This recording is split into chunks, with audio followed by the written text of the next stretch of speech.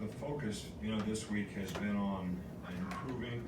What we talked to the players about on Sunday when we watched the film was, it's really, really important what kind of progress you make from the last scrimmage to the next scrimmage.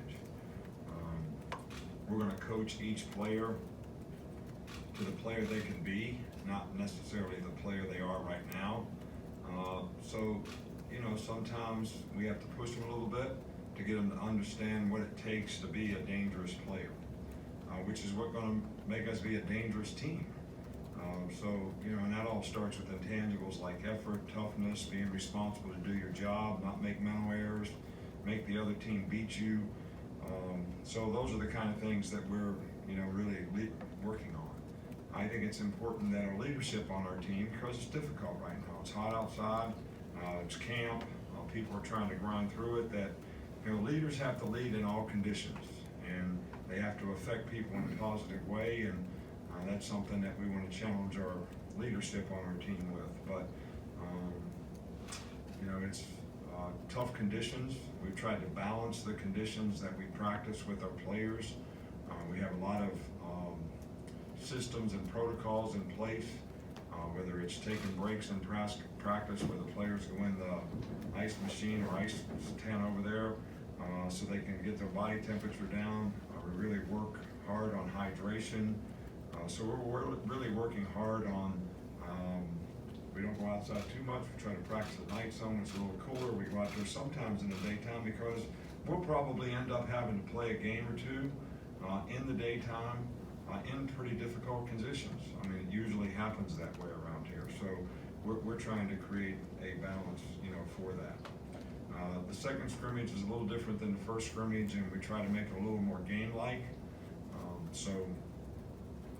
Players have to know the situation in the game and sort of manage those things a little bit better rather than running out there running plays, which is, kind of how you start. So trying to expose our players to as many different situations as we can as we prepare them for the season.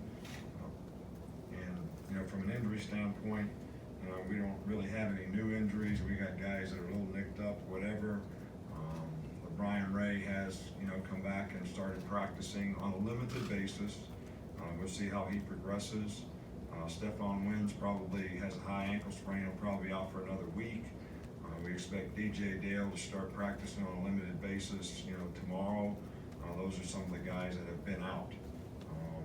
You probably asked about the competition at the linebacker position, and all I can tell you is there's a lot of competition there, and we need somebody that will step up and be responsible to do a job, develop the confidence of the other players around them, and develop confidence in themselves that they can go out there and play winning football, for us regardless of the circumstance or the situation. So whichever guy steps forward to do that the best, that's who will win the job.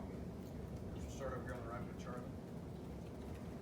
What have you seen from your offensive line that you've liked so far on campus, especially the interior? What do you think about the overall depth there? Well, I like the offensive line.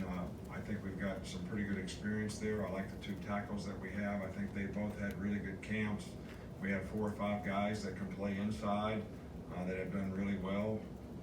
So without naming specific players, I think we can have a really good offensive line. We've had players sort of nicked up, missing a practice here, missing a practice there. Like to get them all out there so we can try to put the best group together and try to get our best 5 out there, which I don't know that we've ever had the chance to do to this point. But I feel better about the number of players that we have at that position now than I've had most of the time in the past. So I feel pretty good about it. On the left side with Michael. With that group, how's Landon Dickerson fitting in now? He's been here about a week and a half now. I think Landon Dickerson has done a really good job. He's really tough. He's a very physical player, very smart. He's played center and guard both for us. And have that diversity as a player is really important, I think. And I think he has a unique perspective on, coming from some place that maybe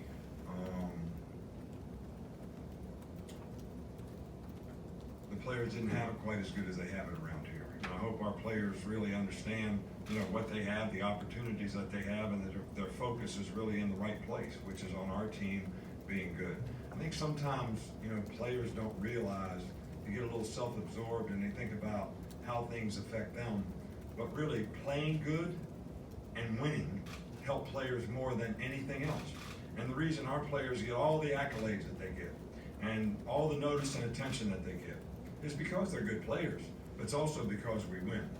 And I think players need to keep that in perspective, because that's a very important part of why we have so many players that get opportunities at the next level and get recognized for what they do here as a football player, whether at the University of Alabama.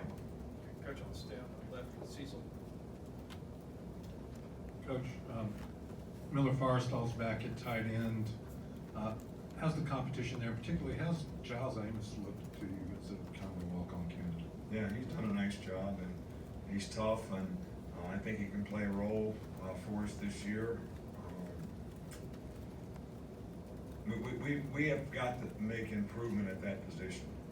We have guys that have ability, they don't have a lot of experience. They need to develop confidence in what to do, how to do it, why it's important to do it that way, and then when they go out there and execute, do it the right way so that they develop the confidence they need to go out and do their job well. So I think we have guys that are capable of doing that. Miller's probably the only guy that is sort of old enough, that has enough experience, that kind of gets it. I think the other guys are going to have to develop that, and they've made progress. And Giles has, done a good job in taking advantage of the opportunity that he has because of the lack of depth that we had at that position, and he's got a lot of repetitions and he's taken advantage of it. Back on the right in the middle here. James. What caught your eye about Brian Baker during the hiring process, and how have you seen the defensive line improve under his coaching? Well, I like Brian. I think he has a really good personality. I think he does a good job of managing his room. He has good relationships with his players. I think they have confidence in him. I think he's very knowledgeable.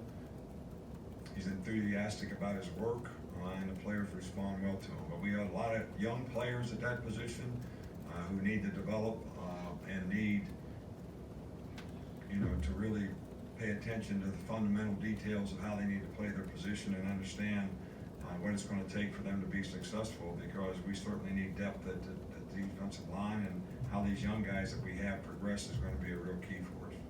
Up front here with Kurt. She's coming around, Kurt. Coach, I'm not asking for a comparison question. CBS has tried to do something impossible, choose an all-time all-star college team, and I wonder, just off the top of your head, if there's a quarterback that you've seen in your years you think's the best quarterback you've ever seen in college.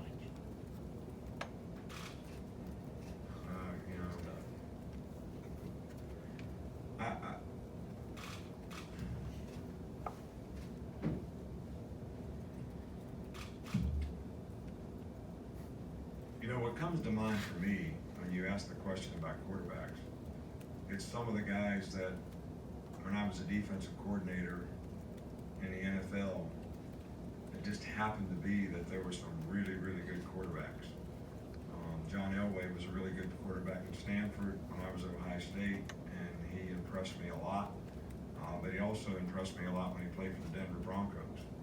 And Dan Marino impressed me a lot because it just seemed like there was a time whenever they had to go 2 minutes to win the game, he was going to do it. And we were ahead of him in Cleveland, and they got the ball back with 1 minute 20 seconds or something to go in the game, and he trots on the field, and you got your guys around you, and you've been stopping them all day, and he kind of looks at you, and you kind of look at him, and the players kind of look at him, and he knows he's going to win, and your players know he's going to win, and that's a bad feeling. And then he goes out and wins. So I remember those days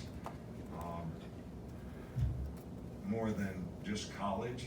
But I think maybe there's a reason for that, because I think in the NFL, the game is a little bit more quarterback oriented, if that makes sense. But Tom Brady played really good against us when I was at Michigan State. We actually won the game 34-31 or 31-28, but it was because they played a different quarterback half the game. If they'd have played him the whole game, I don't know what would have happened. So we had an opportunity to see a lot of them. I think Trevor Lawrence played about as well against us last year in the championship game as anybody we've seen here in recent times, and so did their quarterback a couple years ago. So I don't know, you kind of caught me off guard on that one a little bit. Couple quick ones here. Go, Chris. I'm gonna go history too, with the 150-year anniversary celebration that's going on. As a fan or as a student of the game, do you have a favorite moment or a favorite game in college football history? Well, I'm not a fan. Okay. I've never been to a, what do you call it when you get in the parking lot, they have a cookout tailgate? I've never been to one of those. So I can't give you a perspective from a fan standpoint. But I think college football has been really good for a lot of players. I'm sure it's very entertaining for a lot of fans. It's created a lot of opportunity for a lot of young people to have a better chance to be successful in life, whether it's getting an education because of their ability to get a scholarship, which they may or may not have been able to go to college without.